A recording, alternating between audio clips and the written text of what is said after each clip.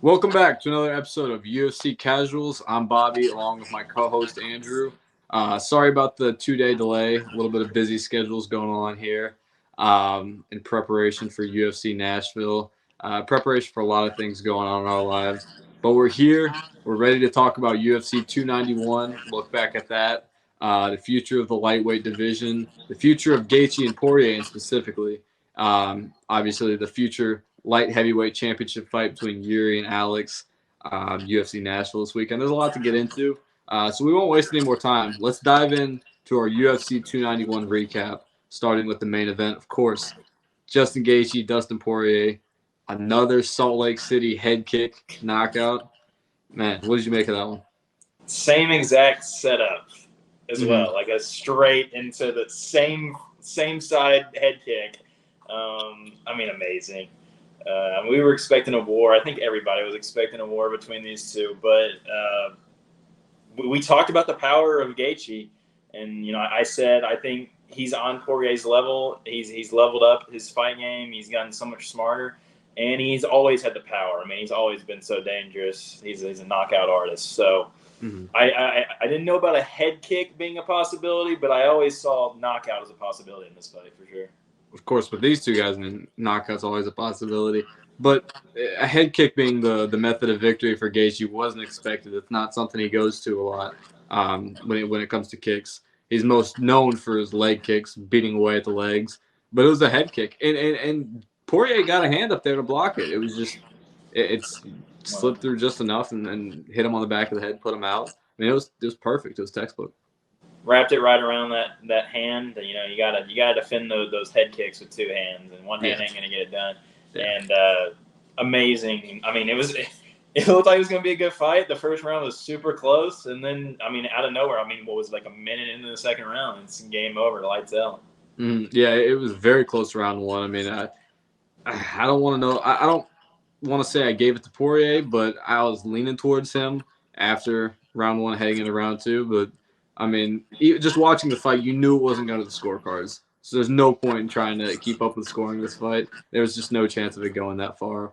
It got done a lot quicker than I expected. I really thought it'd be 3 or 4 rounds of just these guys throwing. But man, that head kick was beautiful. And it, like we said, it was so unexpected from Gaethje because he threw two in the first round, and we were like, "Whoa, we haven't seen that before. Like, what is this?" And like, this is super foreign for him. And then he knocks him out with another one. I mean, 3 head kicks in the span of like 2 rounds. That has to be more than he's thrown in probably his last 10 fights. And he knocks out an amazing fighter in Dustin Poirier with that technique. So who's only been knocked out once by Michael Johnson. So I mean, exactly, that's a hell of an accomplishment. We've seen a different Justin Gaethje in the last 2 fights. I mean, his fight against Viziev, he was losing round 1, wasn't looking great, and then round 2 and round 3, he fought smart, was patient, and just picked him apart. And that was a Gaethje we're not used to seeing. We're used to seeing him brawl. And in this fight, he went to the head kicks, and that's what landed him the knockout. I mean, he looks like an evolved fighter over the last few years, and I'm not sure if he'll be enough to win him the lightweight belt, but it certainly makes the conversation a lot more interesting. I mean, yeah, that path to the lightweight belt's so hard, and you never want to say Gaethje's just always going to be like the number 2 guy, like whoever's the champ, he can't beat him. But as long as Islam's champ, or Charles for that matter, it's just going to be a tough path to getting the belt back. But there's still, he's still an amazing fighter. He's beating up and comers like Fiziev, like we mentioned. So great gatekeeper. He's an amazing fighter, and he's going to make a lot of money. He already has made a lot of money, just being as exciting as he is. Yeah, we'll talk more about him possibly getting a title shot or whatever's next for him in a little bit. There's a lot to talk about with the future of both of those 2 fighters. I'm really interested to see that. We both had Gaethje by knockout. You had it earlier than I did. You had round 3. I had round 4. So props to you for getting it closer. I don't think anybody expected it to end this quickly, though. Yeah, I said in round 3 kind of just, I knew that he could knock him out early, but Poirier's so durable that I thought it would take a little longer than that. But, you land a head kick like that, anybody's going out. So, you can't fault Poirier too much. I mean, it was just a beautiful kick. Absolutely. Moving on to the co-main event, Alex Pereira, Jan Blachowicz. Pereira edges out a very close decision. Many people had it going to Blachowicz. I liked the 2-1 score for Pereira. Obviously, round 1 going to Blachowicz, but I think round 2 is pretty clearly a Pereira round. Round 3 was the toss-up one, though. But, I don't think Blachowicz, he didn't do anything on the ground in that last minute of ground control he had. Pereira did more on the feet, landed more significant strikes, did more damage with his strikes. So I got to give him the slight edge in round 3, and for that, I give Pereira the fight. I don't think round 1 was a 10-8. I know he had like 4 minutes and 50 seconds of ground control, which is ridiculous. But he didn't do anything with it. I mean, he was trying to work in those subs, but Pereira did a great job fighting the hands, and obviously he couldn't get him off his back, but he survived that first round.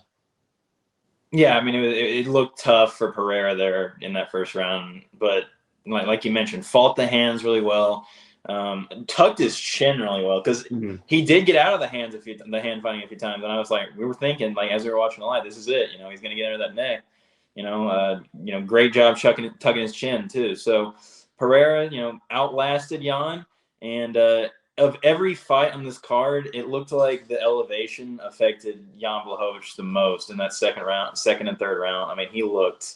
I mean, Pereira looked tired too, but Jan just looked so gassed in that second round. And as a result, Pereira, pieced him up and almost, he hurt him and almost finished him a couple times. Yeah. And right at the end of round 2 especially, he was starting to pour it on him. The bell saved Blachowicz there. But,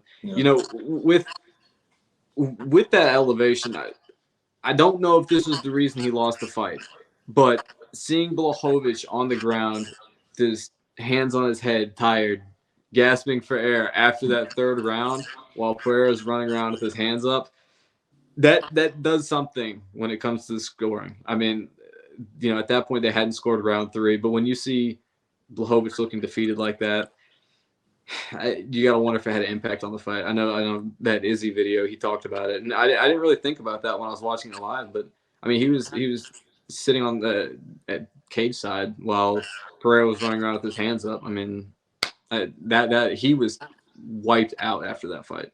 Hey, when it's such a close round like that, and it's a 50-50 toss-up, and the judges are looking up into the octagon, right after the bell, and one of the fighters is on his ass against the cage gas, and the other one's like hopping up on the cage like excited thinking he won, that can be the difference. It really can. Like, just body language is important in a fight, and when it's like we said, and like I said, when it's 50-50 like that can be the difference.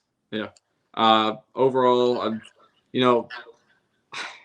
this was the fight I was most excited for. I know Poirier and Gaethje was guaranteed to be fireworks, but I was really excited for this one. I was really hoping to see more stand-up exchanges between these two, and I knew the stakes were higher in this fight because with the Gaethje-Poirier fight, you weren't sure if the winner was going to get a crack at the lightweight belt. The winner of this fight is getting a crack at the light heavyweight belt against Yuri Prochazka later this year. I'd be lying if I said I wasn't a little disappointed. I was hoping to see some more action, but a solid performance by Pereira. Got the job done against one of the best veterans of the light heavyweight division, one of the best fighters in the light heavyweight division, period, in Jan Blachowicz. So hats off to him. Yeah, I mean, when Jan was talking about how much he wanted to test his striking in this fight, then 5 seconds in, he's shooting double leg. I mean, it's kind of like, all right, man. Yeah. Which we kind of predicted, but also, we just, in your heart, you didn't want to see it, but you kind of knew it was going to happen. And I think we saw his striking get tested in that second round, and I think we kind of understand why he didn't want to strike. So, Well, I think that round 1 where he wrestled Pereira, that worked out against him. I mean, he ended up gassing himself. You could see how tired he was in round 2. You could see how tired he was, and then I think going into round 3, he had his hands on his hip afterward. He was looking rough, and I know I'm not going to question his cardio because he's done great things at light heavyweight for a long time, but Salt Lake City, that messed him up bad. And you can criticize his cardio a little bit because remember in the Glover Teixeira fight, he kind of just gave up in that second. I mean, just gave up completely, gave Glover his back, and easiest sub you'll ever see. I mean, so it is a concern moving forward. I don't know where Jan goes from here. I mean, Well, he's over the 40 mark. I mean, he's getting up there in age. And he's just been in number one contender fights and title fights nonstop, and he's lost quite a few of them now. So, or I guess drew with Ankalaev, but just not winning them is my point. So I don't know where he goes from here. Yeah, I mean, he's gonna have to fight down on the rankings. I don't know if he has a path back to the title. I mean, I think he's 41 now. I think he's 41. I know we like to call Glover the old man of that division before he retired, but Blachowicz is old, and clock's ticking, and a loss to Pereira that puts him farther out from that title shot. So I don't know what his path back to that belt could be, if there is one. Especially with the likes of Ankalaev and Yuri and Jamal Hill, guys 30 or even younger in Yuri's case.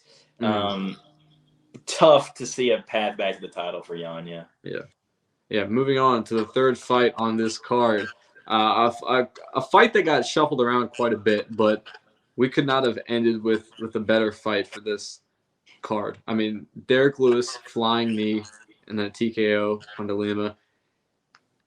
That was one of the most spectacular things I've ever witnessed. That was magical.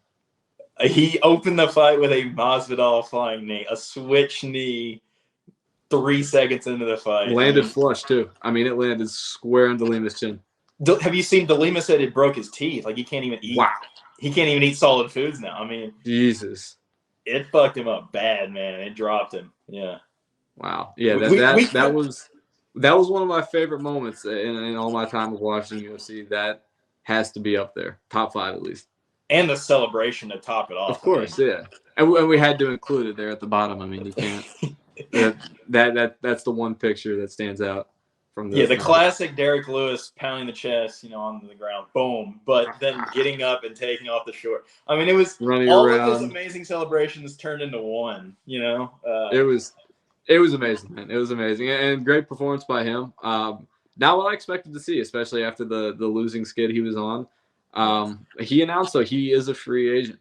He is a free agent. Where this will take him, I don't know. He could fight Ngannou in the PFL. He'd get a bag for that. I know that the first fight wasn't too exciting, but I'm sure the PFL could set up that rematch. They'd be happy to do it. They'd throw him a bag. UFC is going to try and get him back, I imagine. But yeah, I'm not sure what the future of Derek Lewis is, but if that was his last fight in the UFC, what a way to end it. I mean, knockout leader in all of UFC history. I mean, 14 KOs in the UFC alone. Insane. Not the best technical fighter. Was never got to the champ status, but can't discredit Derek Lewis at all. He's so fun, man. Yeah. And I hope he resigns the UFC because I need more Derek Lewis in my life. Of course, man. That was incredible. I had a parlay. I had De Lima as the last leg of the parlay. Didn't hit. I think both. Who did you have? Or you know what? We didn't get around to predicting this fight because after we recorded the episode, Wonder Boy and Michel Pereira got called off. Bad weight miss, by the way. My goodness. Yeah, very bad, very bad. And I saw Wonder Boy. He made he put out a message about it, and he mentioned he thinks fighters should be. He doesn't think there's enough punishment for fighters that miss weight, and a lot of fights go on even though the fighter missed weight when they shouldn't. And he brings up a fair point. Even in his past, he lost to Darren Till when Darren Till missed weight back when he was a little fatty and couldn't make welterweight himself. So, yeah, I do think there should be more punishment. Like, they have to give 30% of their purse, but it should be more than that. And and it's just such a big advantage, not having to cut that last 4 or 5 pounds, whatever it is. I mean. Just think how drained Wonder Boy is to make 170, and Pereira's, not doing the hard work. So I respect his decision to pull out of that fight. Yeah, especially with the past with the loss to Darren Till because of the missed weight. I mean, it makes sense. I can't fault him for not letting that fight happen. Yeah, and let's get Wonder Boy back in there soon. I mean, it sounded like he wants to be on he wants to fight Usman on the MSG card. I know he wants to make a title run. That's what he mentioned. I don't know if he has that in him. If he beat Usman, I don't know. Give him the title shot after that. Give him the title shot. I don't know what else to say. But that's a tough fight for him, especially with his ground game.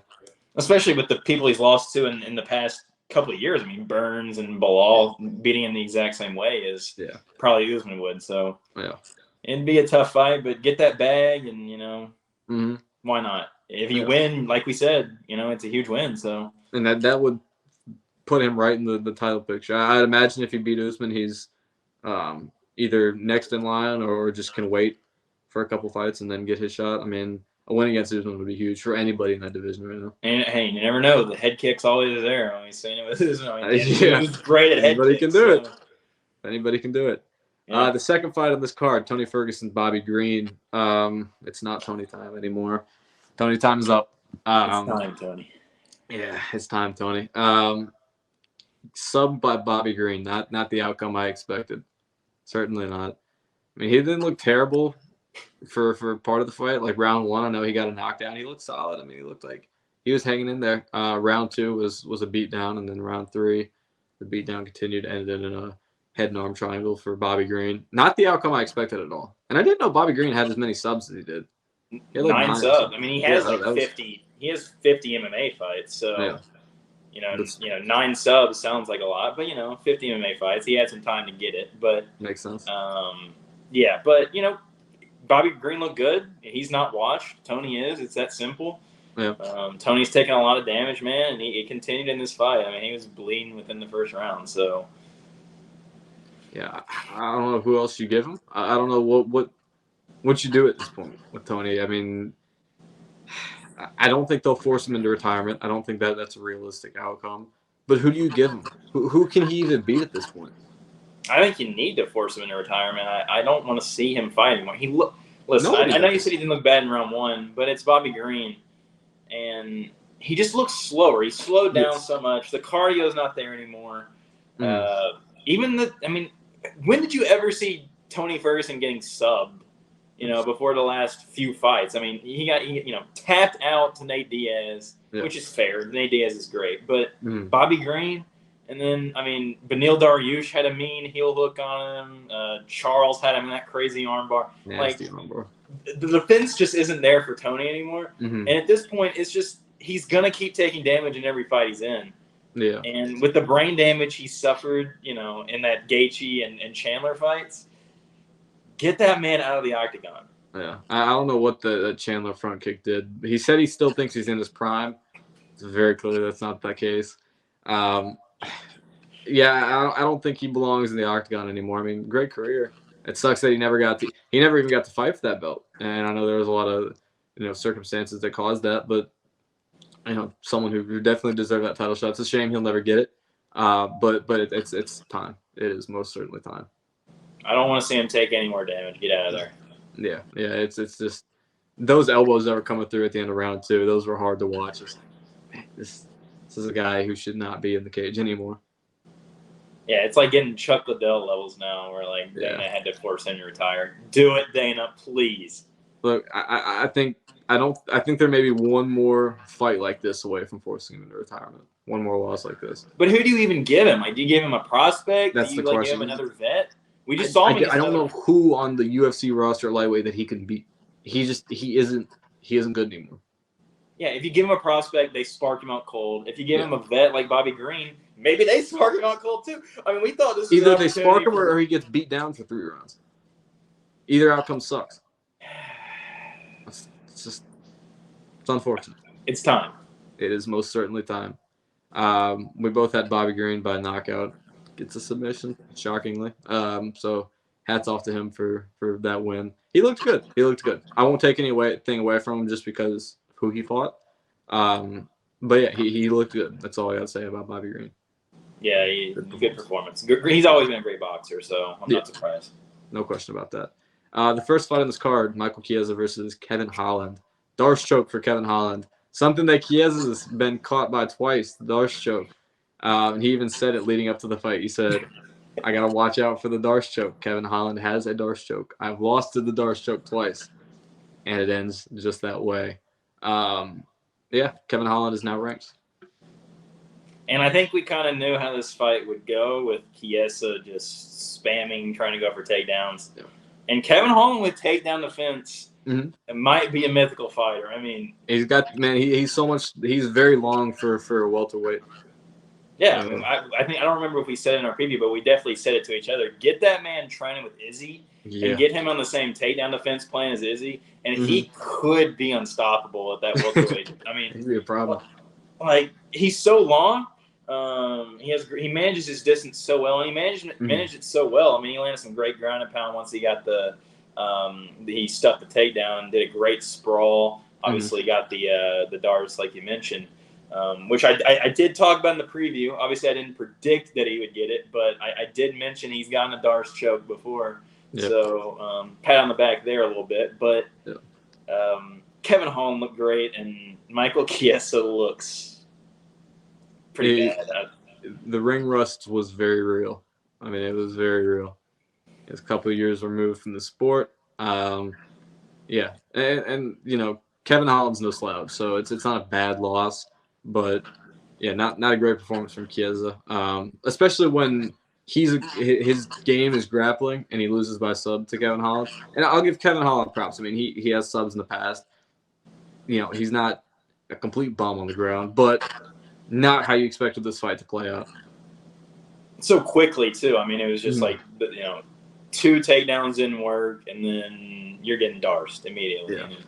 Like it was just a bad performance from Chiesa. I don't know where he goes from here. I mean, obviously you got to fight somebody unranked, and then. Well, he took a stab at announcing, right? Being a commentator. He's been announcing for a couple of years in his time off, so keep up at it, I guess. And... There you go.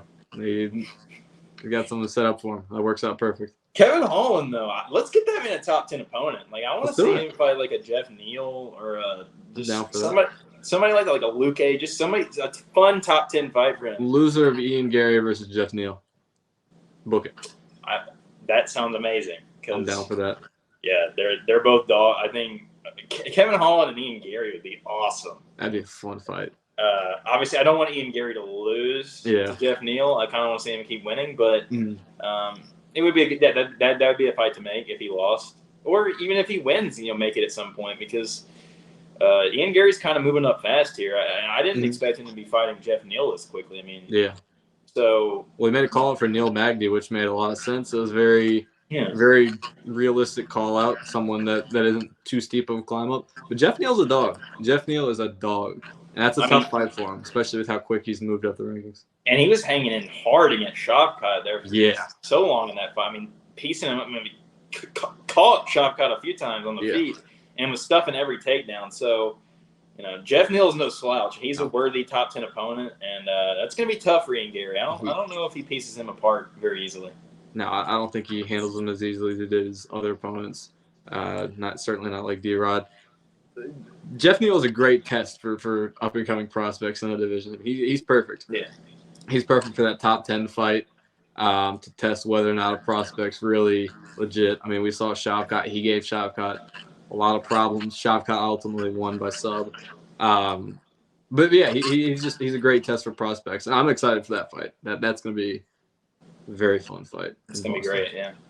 So moving on, that's our recap of 291. Let's talk about lightweight. Let's talk about specifically the two men in the main event from UFC 291. Justin Gaethje, is he next in line for a title shot? What's next? There's been a lot of talk, obviously, with Conor on Twitter. Conor, it just seems like that Chandler fight's never going to happen. No, that's dead. So, because of the timing of the lightweight title fight in October, Gaethje would be off for so long, having to wait for the winner of that. Who knows what could happen in that fight? There could be injuries. So I just think with the timetable, it kind of makes sense for Gaethje to fight somebody at the end of the year. Mm-hmm. And why not Conor for the BMF belt? Why not? It's fun, so just do it. And it's winnable, too. It's contingent on Conor being able to make 155. Right. I'm not sure that he can do that unless they decide to go up and fight at 170. I don't know if Gaethje would be too inclined to do that because he didn't entertain it a whole lot. I know he kind of brushed Conor off, and most fighters will welcome a fight with Conor just because of the money that'll come with it. But he didn't seem as enthusiastic about it on Twitter. So that fight would make sense, obviously, if he wins that definite title shot after that. And it's not because Conor's like incredible anymore. Obviously, Conor isn't the Conor of old, but winning a fight that big, especially after the win against Poirier, that would almost guarantee the title shot next. Yeah, you beat the guy that beat Conor twice, and then go and beat Conor too. I mean, yeah, just for legacy and obviously for his bank account, it'd be amazing. So I think just for Gaethje, that fight makes sense. I think that's what he should do.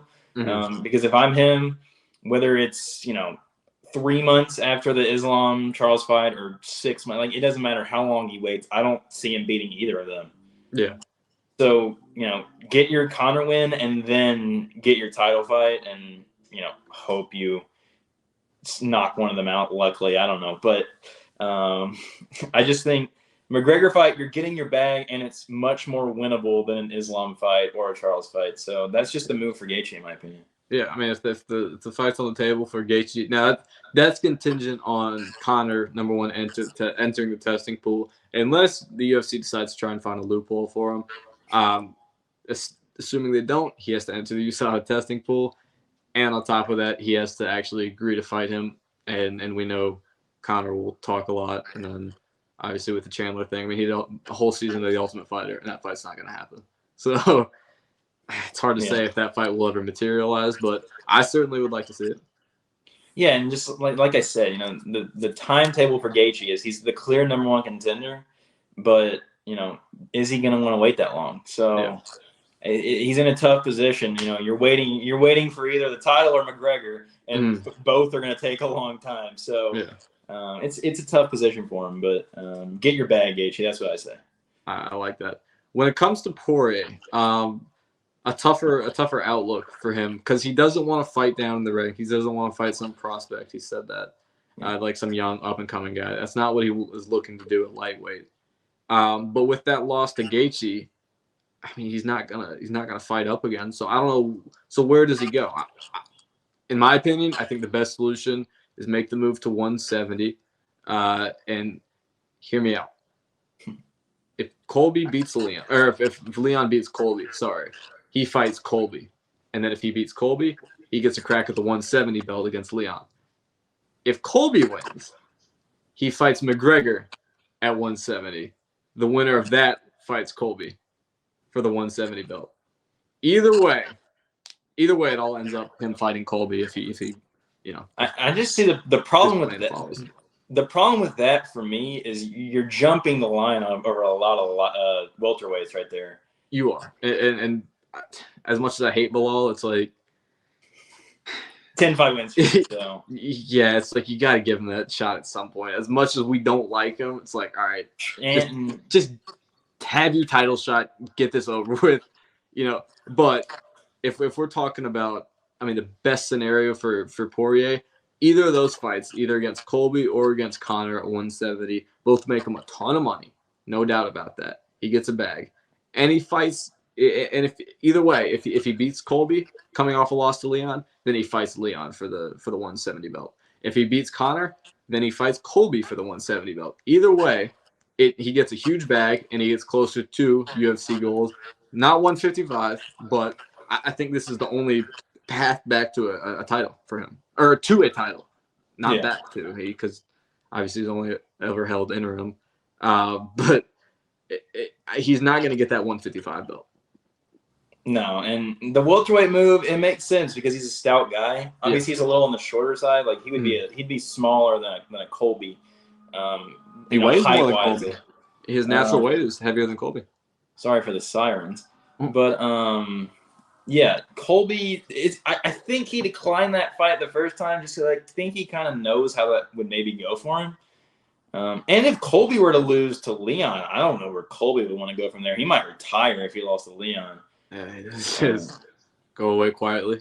Yes, yeah. So, I mean, this is kind of Colby's last chance to get that gold himself. So, if he lost that, he might be done. So, I could see your McGregor, the quadrilogy, but does it really deserve to happen? I mean, Conor doesn't really deserve that fight at all. No.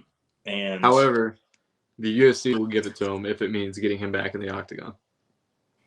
Who does Conor want to fight?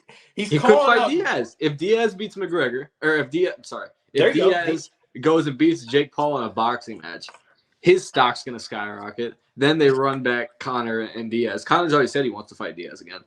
So do that again. Or Diaz Dustin makes sense too. I mean, they were beefing. They were almost scheduled to fight a few times, like a summer ago. So it makes a lot of sense too.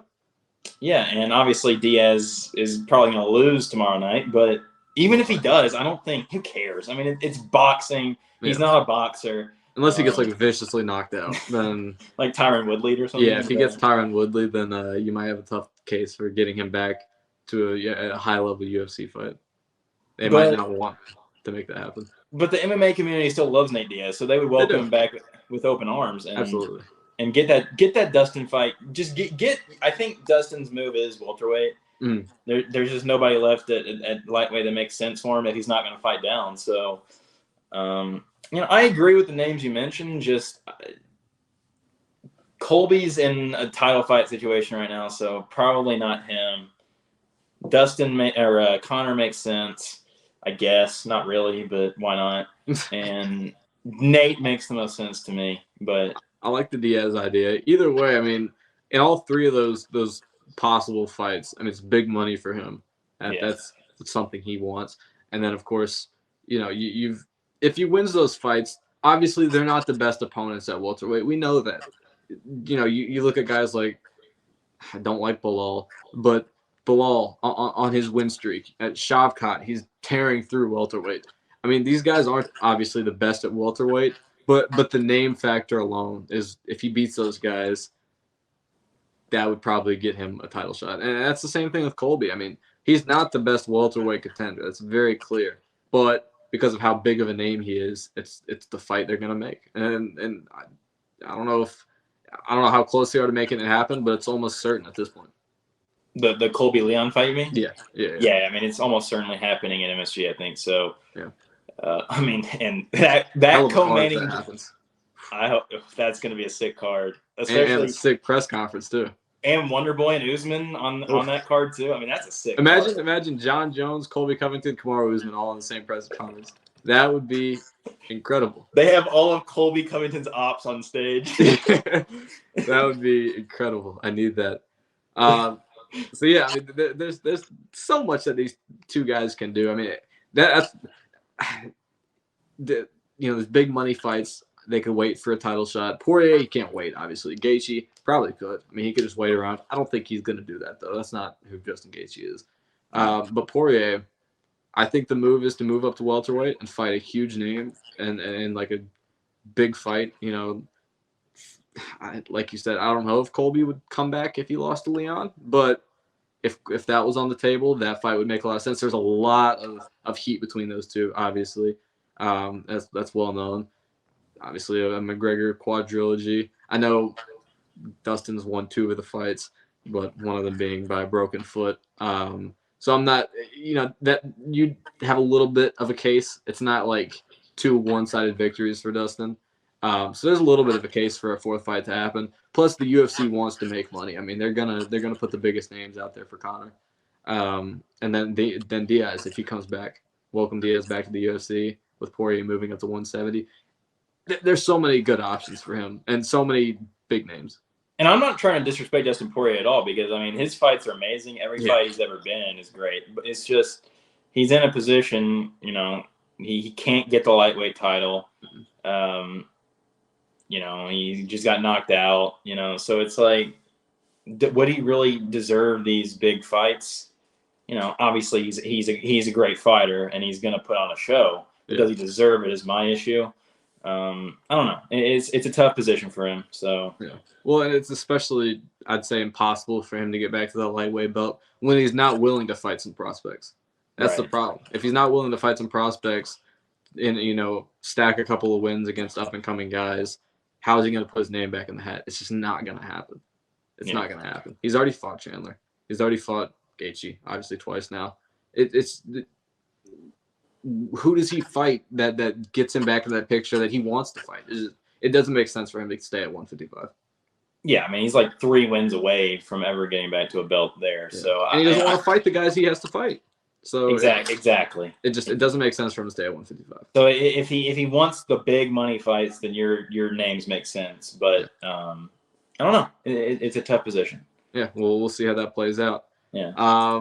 Speaking of future title fights, Alex Pereira, Yuri Prochazka, probably later this year, depending on the timetable with Yuri's injury. Still pretty unknown. Haven't heard a lot of updates about that. But you imagine, the longest they said it'd be was a year. It happened last winter. So you imagine it's coming up pretty soon. I imagine Yuri's nearly healthy enough to start full training again. Yeah. So, man, this fight is going to be fireworks. It's going to be only stand up. I mean, it would be smart for Yuri to go for some takedowns, try and get some of Matt, because, I mean, he got a sub off Glover. So, he could probably work Alex on the ground. But I don't think he's going to do that. He's going to want to stand and throw with Pereira, and that's going to be such a fun fight. I mean, you know how big of a Yuri Prochazka guy I am. I've just been on it since he came into the UFC. He came in flying. I mean, knocking out Uzdemir, knocking out Reyes, subbing Glover Teixeira. I mean, who saw a sub coming to win the title there? Mm-hmm. He's just so unpredictable, so exciting. But, he's kind of got that early Gaethje syndrome where he's kind of too wild sometimes, and he doesn't use his head. I'd love to see him just get a smart, move to America and just get like a smart coach like Justin has, but Trevor Whitman, right? Trevor Whitman. But I'm not saying he needs to go to Trevor Whitman. I'm just saying get a coach that'll train him to fight with his hands up a bit and work on his defense, because he's gotten caught in every fight, chin. And you can't get caught against Pereira. You can't leave that open. No, I mean, if Glover Teixeira is catching you with a straight right and almost sleeping you, what is that left hook going to do to you from Alex Pereira? I mean, I don't want to see my boy get knocked out, but that might happen if he tries to stand with him. And that has the same defense that he's had, He's gonna stand with him though. That's what he's gonna do, because he doesn't really fight smart. He doesn't. He's wild, like you said. He's wild. He's very unpredictable. Maybe he tries to take him down. I just don't see that happening. I think he's gonna try and strike with Pereira. And who knows? I mean, look, he's just too wild for someone as technically sound as Pereira, and there's too many openings for Pereira, I think. Pereira does get caught, though. He gets overconfident sometimes when he gets in super close. I mean, the Izzy fight, obviously. But even against Jan, he was overcommitting sometimes in that second round, and Jan would fire back and hit him with the right hand. I mean, I think the third round, Jan caught him in the third round and kind of, I don't want to say wobbled him, but it definitely shook him up a little bit because he got a little bit too wild. He thought he had Jan, obviously at the end of round 2, Jan was gassed, so he kind of pushed the gas in round 3, and he paid the price for it. And Yuri is definitely one of those people who, even when he's hurt, he fires back. Yes. So that could, if you get Yuri on the ropes, Yuri's not afraid to fire back. We could, have a similar situation to the Izzy fight where he thinks he has him hurt bad and goes for the kill, and Yuri with his wild style just fights back.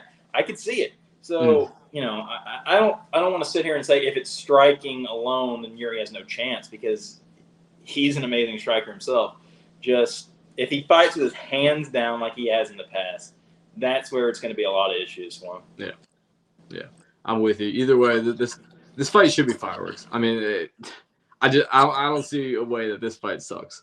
No. With the Blachowicz fight, you're like, okay, Blachowicz could have wrestled him for 3 rounds. It could be boring, whatever. I don't see that happening in this Yuri fight. I think this was. Look, Blachowicz is great, but this fight is perfect. This fight is perfect. So I'm very happy Alex won. This is a great fight for the light heavyweight belt. I don't have much else to say about it. Yeah, if you're a matchmaker, this was the dream. I'm not going to sit here and say they robbed Jan just to make this fight, because it was damage wins over control time. Mm-hmm. So I don't think it was a robbery by any means. I respect your opinion if you thought Jan won. It's debatable. Control is important, and he was on top for 6-7 minutes of that fight. Yeah. But damage wins most of the time, and and this was the fight that I think would be the most exciting. I like Jan, but Yuri and Pereira is just insane. I injected it in my veins. I need it right now. Yes, sir. Tomorrow night, UFC Nashville. We will be in attendance. Great card. Honestly, it's a good fight night. It's a good fight night card. Obviously, we did get robbed of that Umar fight. That's unfortunate because of the injury. However, I'm still pumped for Sandhagen Font. I still think that's going to be a fantastic fight. Font, a great boxer. Obviously, Sandhagen, very great striker, very creative striker. A lot of flying knees. It'll be fun. That'll be a great fight. Good co-main event too. Andrade versus Suarez. Suarez back after, what did you say, 3.5 years? She was out 3.5 years. Came back in our last fight. Looked really good. So yeah, I'm not seeing any odds for this fight. Odds are not out on this fight. Yeah, Andrade, a little bit reckless. Could a little be, reckless and coming off some bad losses. Yeah. Granted, her last loss against Jan looked pretty good, but she made it too easy for Jan. I mean, she just ran in with her hands down and got slept. So, yeah, Andrade can be a little bit careless. I was gonna say Tatiana Suarez is kind of in a position here where if she wins this, I mean, it's a good win. So she's undefeated. I think she's probably one fight away from a title fight if she wins this. Yeah. The third fight, or third to last fight on this card, Dustin Jacoby, the 15th ranked light heavyweight, taking on Kennedy Nzechukwu. I think I got it. Yeah, he looked good. He beat Kutalaba. He's solid. He's on, I think, either 3 or 4 fight win streak. He's looked good. Jacoby, he's had some knockouts. Solid light heavyweight. This is a good fight. I'm excited for this one. I anticipate this one ending in a knockout, so I'm very glad this one's on this card because even if it's not a great fight, there'll be a finish. It's gonna be some striking, so we always like to see some striking. Yeah, it may not be the highest quality fight, but you know what? We're gonna see hands being thrown and someone getting slept most likely. Diego Lopez, he is on this card. He looked great in his debut on short notice. So I'm excited to see him and see him climb the ranks. He showed so much promise, and I don't want to crown him too early, but yeah, he looked great in his debut despite it being a loss. Nearly had a sub a couple times, and yeah, he's taking on Gavin Tucker, the Canadian. That'll be the second fight, or the third fight. 5-5, by the way. What's up? Gavin Tucker, 5-5, by the way. 5'5", little man. A featherweight, yeah. So not the tallest. Light heavyweight bout: Tanner Boser, Alexa Kamur. I don't have much input on this one. I don't have any either. Tanner Boser loses a lot. That's all I do. So. Hopefully it's just exciting. That's all we can ask for with fight night cards, especially since we're seeing it in person. We're just hoping for some fun moments and knockouts. Yeah. Subs maybe. Ignacio Bahamondes versus Ludovic Klein. You had a lot of great things to say about this one. I'll let you take the stage. Well, I mean, Bahamondes has just had a flying start to his UFC career. He's gotten some crazy knockouts, highlight reel knockouts. So, and Ludovic Klein is always game. So with these two opening up a fight night, hopefully the Nashville crowd's pumped for it. I know I'm going to be pumped for it. Opening the main card like this. This is my fight of the night prediction personally. I just think it's going to be a scrappy stand-up war, and someone could go out. It could just be a 3-round, slugfest. But I think there's no way it's not an entertaining fight. There are some fairly well-known names also on the prelims. Billy Quarantillo, he's fighting on the prelims. Jeremiah Wells, he's on the prelims. And the number 13 flyweight, Cody Durden, he is on the prelims. Good card. Good fight night card. So I'm excited to catch it live in person. Can't wait, man. First ever card in person. So that'll be awesome. We'll be back next week. We'll be back to talk about UFC 292 a lot more. Recap what we saw at UFC Nashville. A lot to look forward to. So we'll see you guys in the next episode. See ya.